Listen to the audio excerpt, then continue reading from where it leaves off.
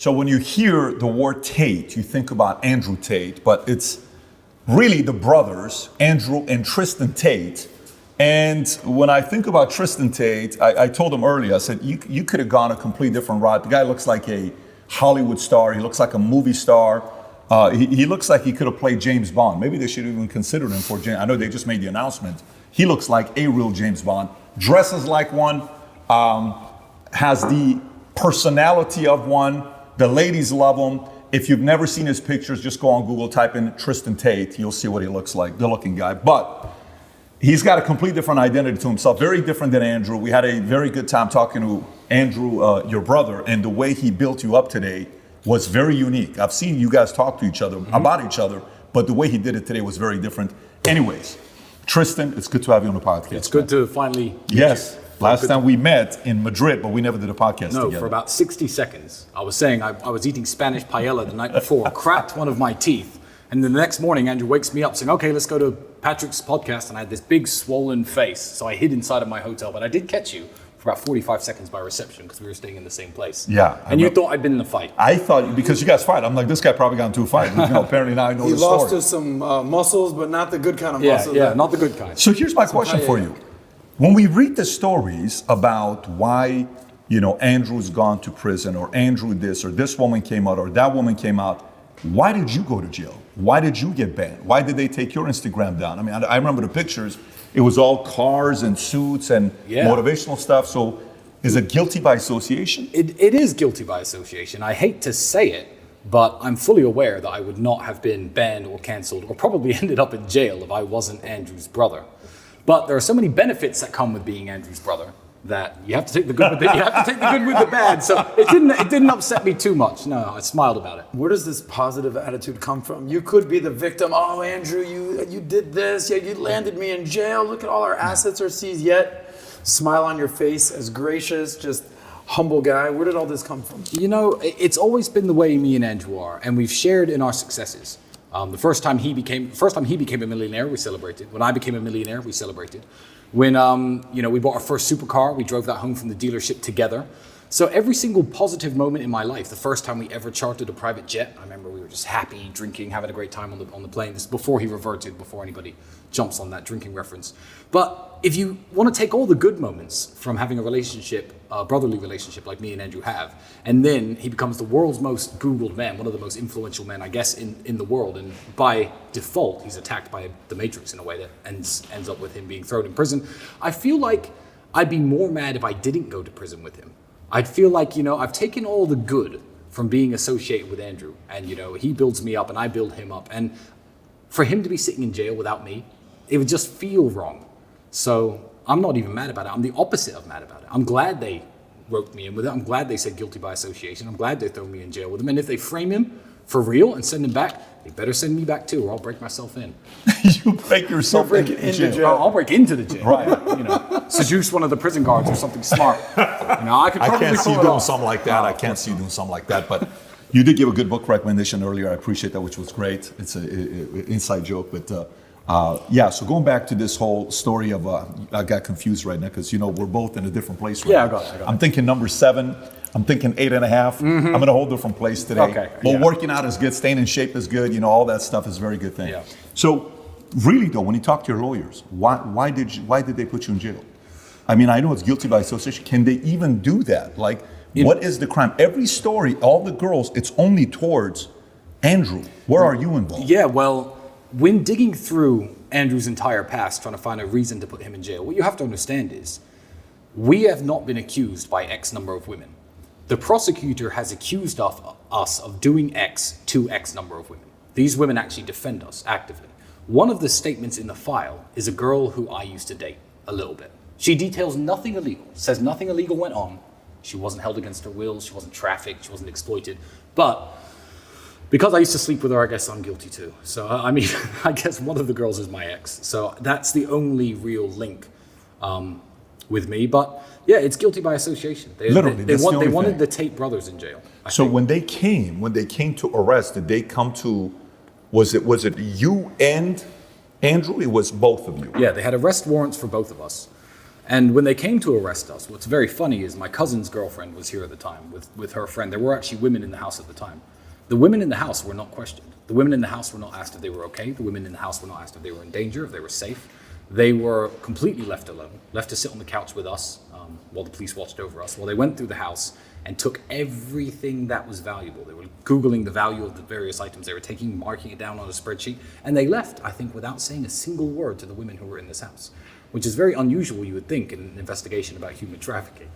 But you could take what implications from there you will, and guess what their motivations were, if you will, but I can't say anything at the moment.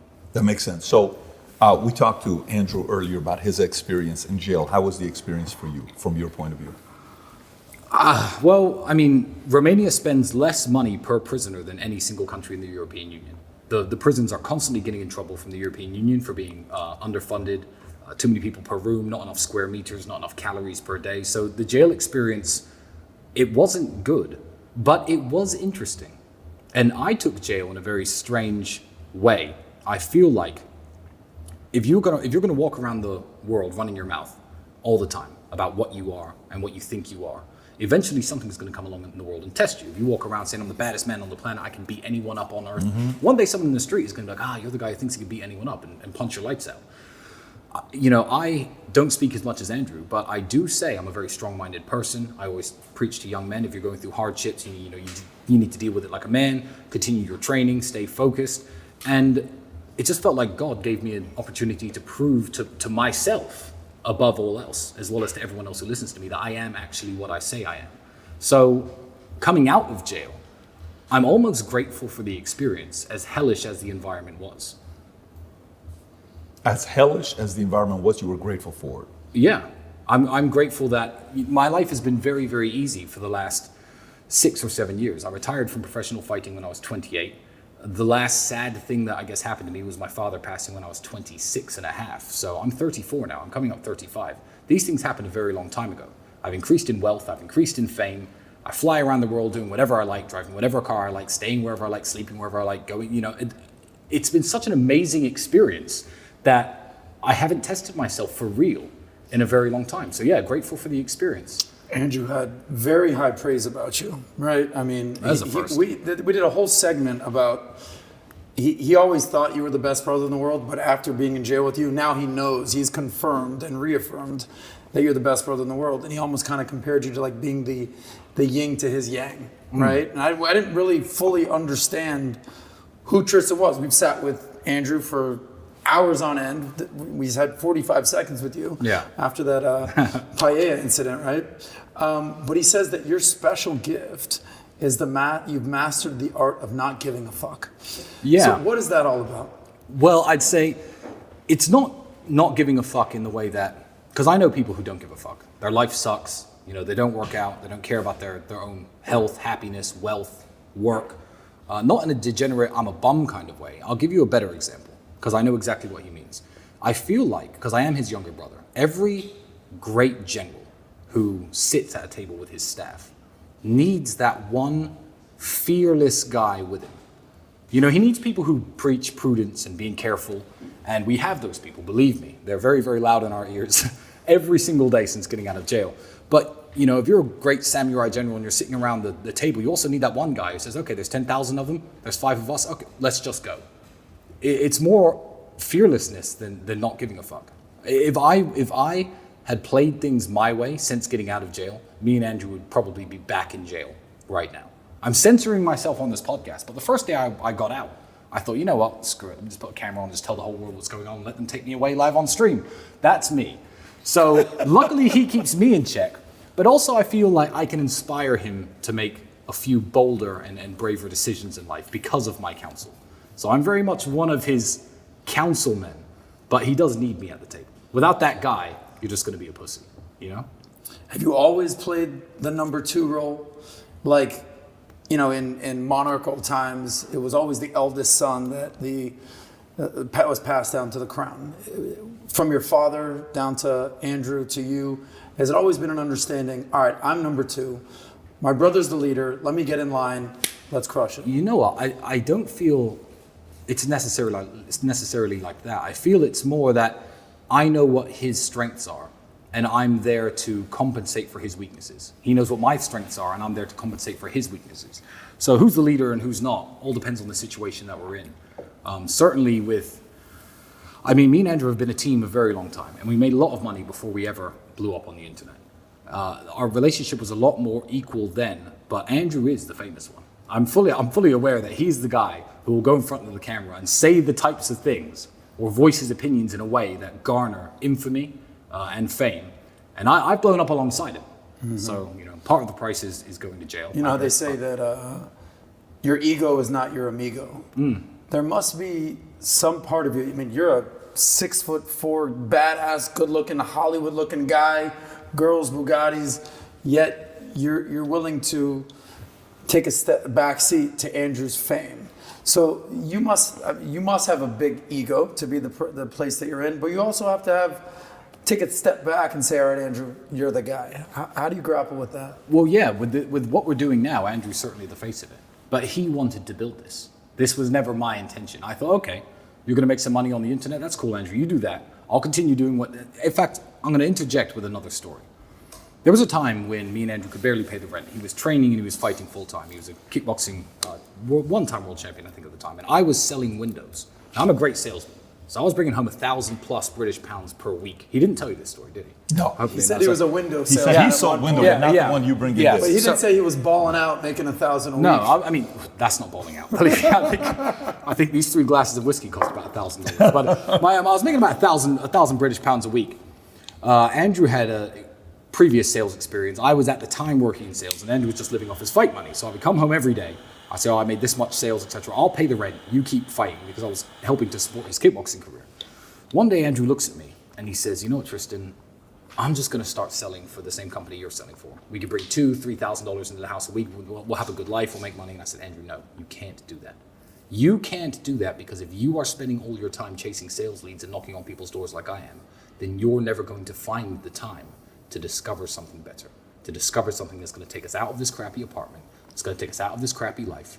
So even back then, when I was willing to work away selling windows instead of kickbox, because I got paid almost nothing. I was the European champion at my height. Most I've ever got paid was $1,000 a fight. I knew that wasn't the financially viable option for me. I was willing to sell windows to let Andrew continue to have time to train, but also have time to think.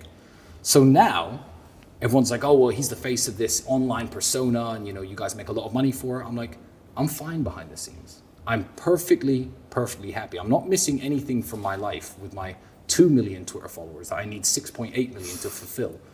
People will often try to, I guess, pit me against Andrew, which is the stupidest idea in the world. But they'll say stupid things to me like, your brother's more famous than you. And I'll say, yeah, my brother's more famous than you. Like, what's the big deal? If your brother were Mike Tyson, for example, and someone said your brother's a better boxer than you, you'd be like, yeah, my brother's Mike Tyson. It's this strange type of jealousy and envy that I think a lot of men can't cope with, that makes them drag each other down like crabs in a bucket. If my brother became, a billionaire, the world's richest man, and I had to stay at this level, I'd be like, yeah, my brother's the world's richest man. I'd be proud of him. And I don't see anything wrong with that. It's not a competition. We're a team. I think that's a big thing. So I got an 11-year-old son and a 9-year-old son. Okay. Beautiful. And the perspective to have, there's got to be also a massive level of maturity of the younger one towards the older one. I'm the younger sibling in my family. My sister's 6 years older. Well, we got a very good relationship in our family. But the wisdom of the younger is different than the wisdom of the older, right? You're more watching, you're more like, okay, yeah, that's probably not a good idea. I saw Dad smack him upside the head. I shouldn't do that. Okay, wow, that's pretty good. That leads to good praise, or that's good. Yeah, I don't like that. I have no interest in that. Okay, it's pretty. I would have probably done it this way, but I get it. So you have a different optic, right, to see different things. At what point was it when you're coming up and you guys you were talking outside and you're like, hey, we're so competitive that, hey, 6 years ago, the whole prank concept, but we no longer do pranks, all this. We're a big prank family ourselves. When was it, and even maybe from your pops, did Dad drive you guys to compete against each other, or did Dad drive you guys to compete against the world? What was his selling point to the two of you? I don't think it's something that we learned from my father. My father didn't have a brother or another guy in his life who were close like me and Andrew. I think it's something that happened organically. And it's not so much